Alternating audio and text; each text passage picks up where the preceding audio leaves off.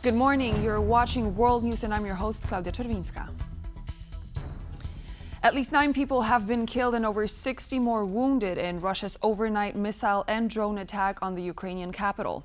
According to Ukrainian officials, at least 42 people had to be hospitalized, and rescue efforts to retrieve victims from under the rubble are still ongoing.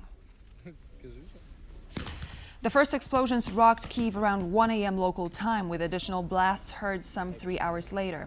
According to Kyiv's military administration, Russia used attack drones and guided and ballistic missiles in the strike on the Ukrainian capital. The full extent of the damage caused by the attack is not clear, as rescue services are still working throughout the city. Moreover, later in the night, Russia launched missiles targeting multiple regions of Ukraine. In response, the Polish Air Force scrambled Allied fighter jets to protect the country's airspace from missiles that could potentially stray into the Polish territory.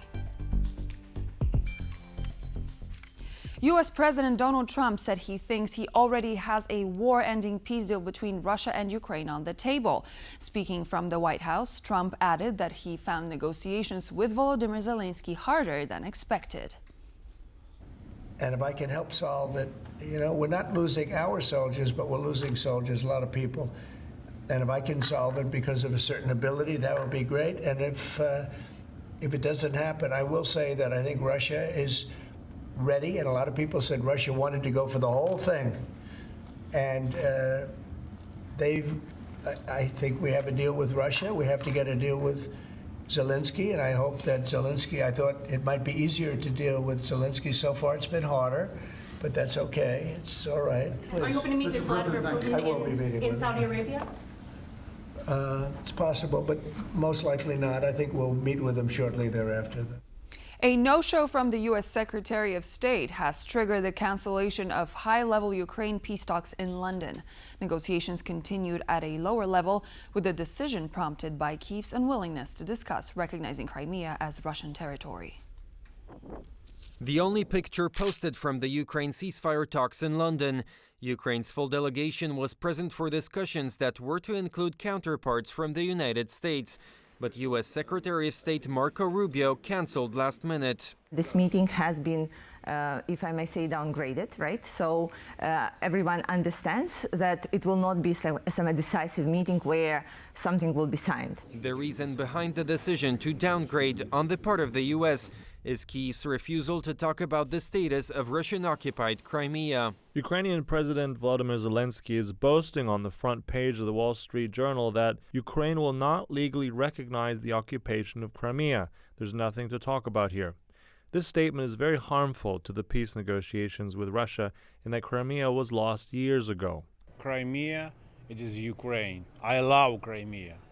I believe that we will have a good result about Crimea, not maybe tomorrow, maybe 3, 5, 10 years. Crimea, it's Ukraine. Trump need immediately result. It is not possible. According to the Washington Post, the U.S. presented Ukraine with a list of proposals that included recognizing Crimea as Russian. The U.S. also allegedly proposed lifting sanctions against Moscow. In exchange, Russia would end hostilities in Ukraine. So this is a question about the security guarantees over and over. And again, we haven't heard any single, practical matter of how do you do it from our allies. Russian leader Vladimir Putin reportedly offered to halt the invasion along the current front line to U.S. Special Envoy Steve Witkoff, who visited Moscow earlier this month.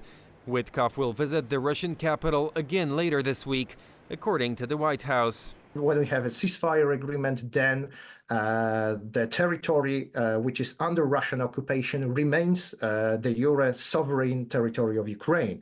We're talking about the Crimea and all other territories which are occupied by the Russian Federation. Although a ceasefire would not create grounds for Russia to claim legal control over the lands, it would create a new de facto border between the two enemy states. U.S. President Donald Trump and his administration are slowly losing patience over the prolonging talks. We've issued a very explicit proposal to both the Russians and the Ukrainians, and it's time for them to either say yes or for the United States to walk away from this process.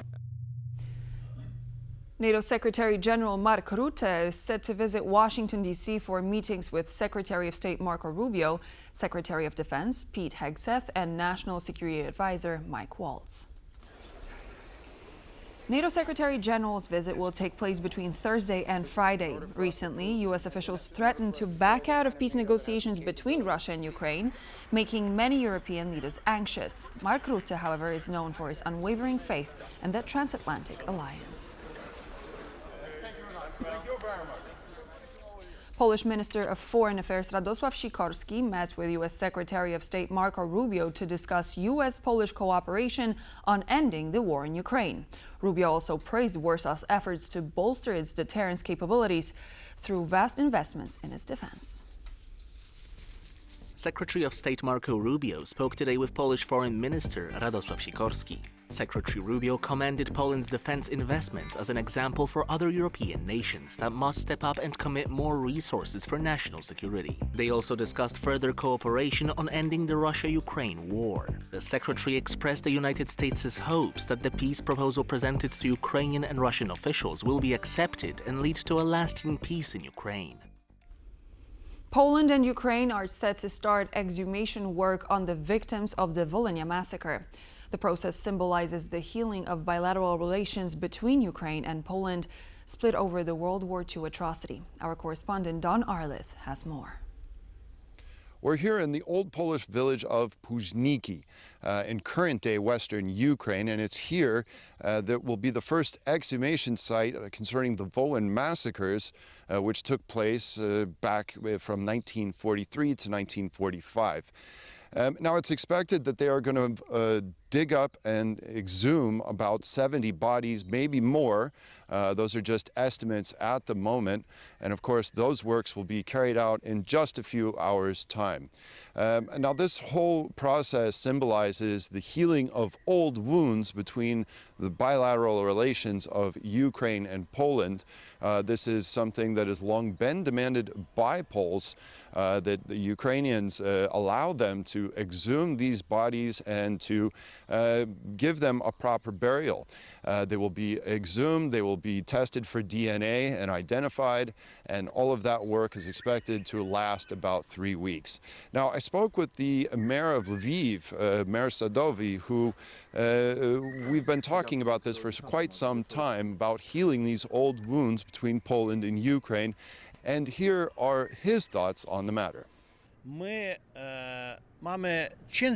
It's a rough time in history, but the future depends on how we build these relationships, these contacts today. We must know the truth, even though the truth is hard. This was murder, this was a war, but we must know it, as it will serve as the foundation to build our future on. I believe that we must open the archives, that we must know the truth. Now, this is just one of about 14 sites which have been identified, and applications have been filed to the Ministry of Culture of Ukraine. Exhumations are expected to go on throughout the year, with Ukraine wanting to join the European Union by the end of the decade. It's a long time to heal these old wounds from the past. Reporting from the old Polish village of Późniki in western Ukraine, Don Arlith, TVP World.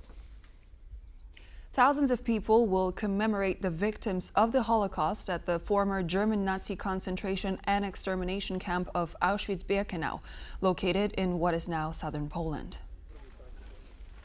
Polish President Andrzej Duda, his Israeli counterpart Isaac Herzog, and several dozen Holocaust survivors will take part in what's known as the March of the Living.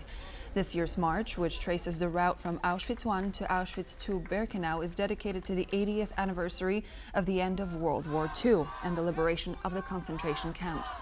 The two presidents will meet in Auschwitz I, where they will lay wreaths at the death wall before the start of the march. The Germans killed more than 1.1 million people in the camp, of which about 960,000 were Jews. A royal visit with strategic significance. Crown Prince Haakon of Norway was in Warsaw on Wednesday to reaffirm the strong ties between Poland and Norway. At the center of his visit, the signing of ceremony for the latest round of EEA and Norway grants, a vital tool for supporting Poland's green transition, innovation and social cohesion. With nearly €1 billion pledged, Wednesday saw a renewed commitment to solidarity, sustainability and shared European values. The Crown Prince of Norway, Prince Haakon, just concluded his two-day visit to Poland. The aim of the visit was once again to reinforce the bilateral relations between Norway and Poland and to emphasize on some key cooperation areas that will be developed in the future of both countries. Poland and Norway are close allies and friends. We have a lot of cooperation. Of course, we value the more than 100,000 Polish immigrants that are in Norway. They are contributing to our way of life there and is an important part of Norwegian society.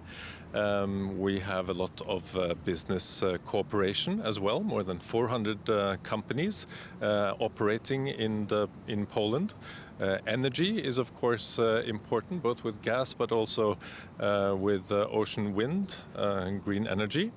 And we are here also today to sign, it was signed earlier today, the EEA grants agreement. The EEA and Norway grants are focusing on issues like social cohesion, social and economic cohesion, civil society empowerment, as well as NGOs, and also the green transition. They were not directly related to issues like defense, but defense of the rule of law, of democratic values are at the heart of these grants as well. Hostile actors are attempting to weaken our democracies and challenge our fundamental values. In response, we must redouble our common efforts to strengthen European resilience and safeguard democratic principles. We have designated funds to strengthen civil society in Poland and to mitigate the impacts of the war in Ukraine. Yet this is only one facet of the broader defense partnership between Norway and Poland. One of the key highlights of the visit was a seminar promoting Polish-Norwegian defense industry cooperation. We have a very strong and rapidly developing defense partnership. The biggest defense contract awarded to a Norwegian company ever has been with the Polish, the purchase of the NSM, the Naval Strike Missile. Norway and Poland are ironclad allies in the North Atlantic Alliance. Together with my counterpart, we are preparing a new agreement between Poland and Norway concerning defense and security. Defense cooperation, cooperation on energy were at the forefront of these discussions, and we can safely say that this visit has helped to foster closer relations between Poland and Norway. And in the future, we can see that these relations will only keep growing. Reporting for TVP World, I'm Aisha Baja. Tens of thousands are gathering in Rome to mourn the death of Pope Francis. His body now lies in state at St. Peter's Basilica, where mourners will continue to pay their respects in the coming days. At least 250,000 people are expected to attend the late pontiff's funeral on Saturday. Our correspondent Alex Cadier brings us the report from Rome. Well, as the sun has set here in Rome, you can see St. Peter's Basilica, where the Pope is lying in state behind me, and the line to pay respects to the late pontiff goes beyond where we are standing now. People will be waiting for hours and hours to pay their respects, to say their final goodbye. It has been an emotional day here. You could feel it in the air. You could feel it speaking to people. We spoke to Polish students as well as a Dutch tourist about their experiences. Let's have a listen to what they had to say. He helped them a lot, but in the same time he wanted to be a diplomat. He didn't want to say that we need to condemn Russians for what they did, but he was speaking about, we need to pray for the end of this war, etc., etc. I have, of course, hope about future, and so this is my main emotion about this situation. I do know that he supports more women's rights than the Pope's usual, the previous ones, and I think that's a really good thing. I hope the next one will also be feministic and supporting LGBTQ rights and be more progressive. So mixed emotions, as you can hear. The amount of people coming here really notable, and mostly forgetting some of the more controversial parts of Pope Francis's time at the helm of the Catholic Church. These next few days are all about mourning the late pontiff, mourning the late pope, who was the first from the Americas. That is something that has come back over and over again. People here really feeling a connection with him, particularly people from South America. But we did speak to some people who said they would like to see the next pope being European once again. Nevertheless, thousands upon thousands coming here to pay their respects. We expect 250,000 people here on Saturday for the Pope's funeral. Certainly a very emotional day. Alex Cadier, TVP World, the Vatican. And so this marks the end of our service, but please do stay tuned. We're back in just a moment with more news, features, and interviews.